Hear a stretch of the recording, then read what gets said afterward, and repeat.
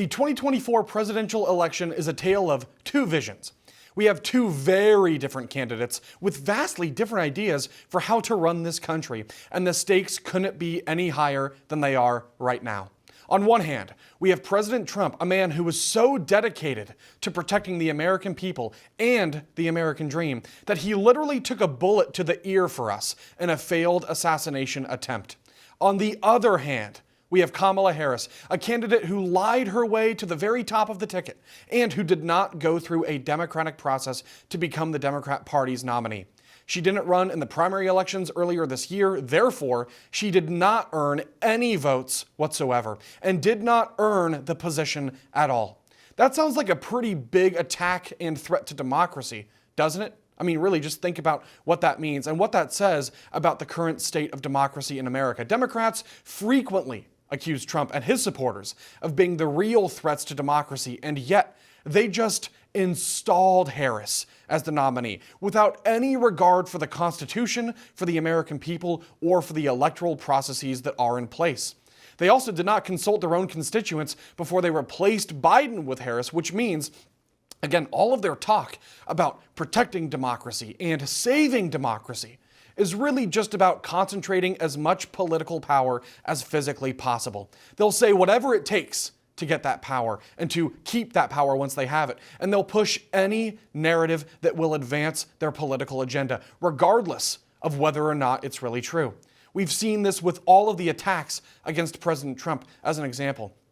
Democrats and their allies in the media are constantly demonizing him, dehumanizing him, attacking him, lying about him, and even demonizing his supporters. It's really disgusting, and one recent example of this comes from the leftist lunatic Ellie Mistel while speaking with Joy Reid on MSNBC on Wednesday, otherwise known as MSDNC. Take a look. To do things, Ellie, that one would think are career-ending. The way he desecrated Arlington National Cemetery would be career-ending for a normal politician. His constant lies. But even this piece about saying, well, my building was the tallest until, they brought down the World Trade Center. Now it's the second tallest. I mean, everything he does is despicable. The reason why it doesn't end his career is because his supporters are just as despicable. All right? Like Trump's whole thing, he's a narcissist, right? And so his whole thing is to have a complete lack of compassion and empathy for everybody else. It's all about him. That's why he lies about 9/11. It's all about him, me. He's probably the least compassionate president we've had in 200 years since Andrew Jackson.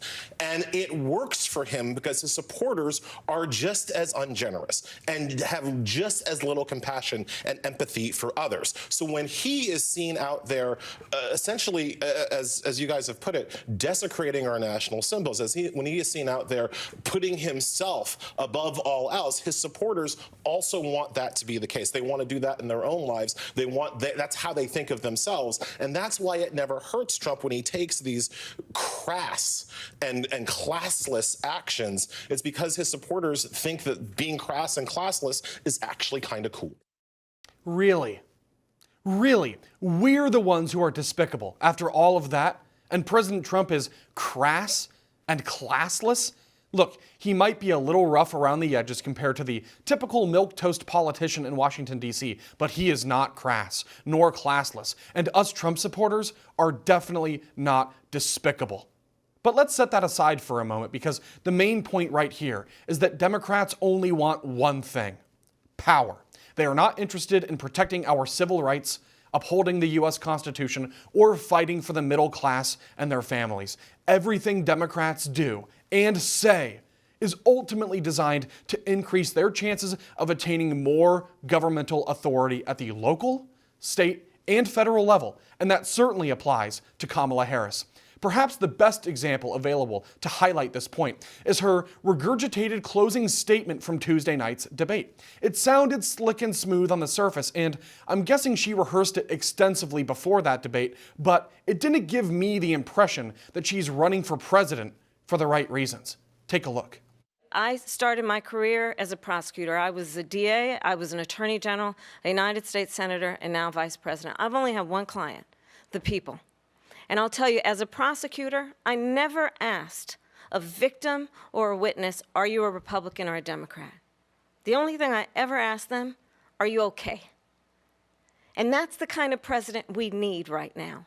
Someone who cares about you and is not putting themselves first.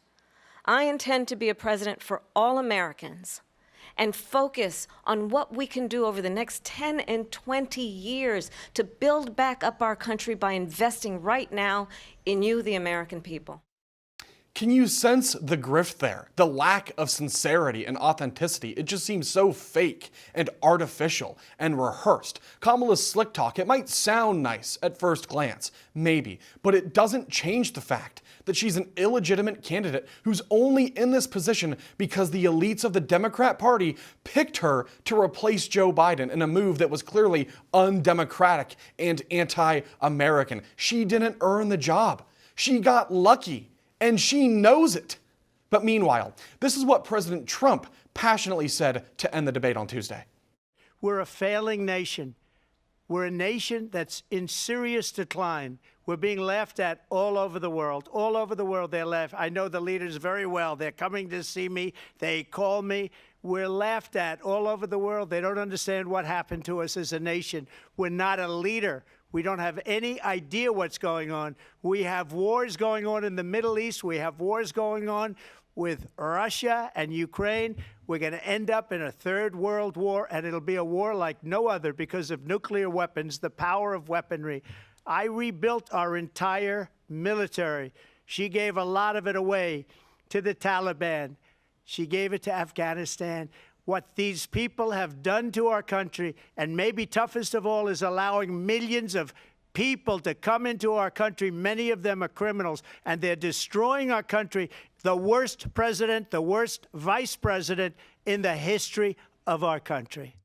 Notice the intensity there. Notice the passion. Notice the sense of focus. Those are the qualities we need in a president.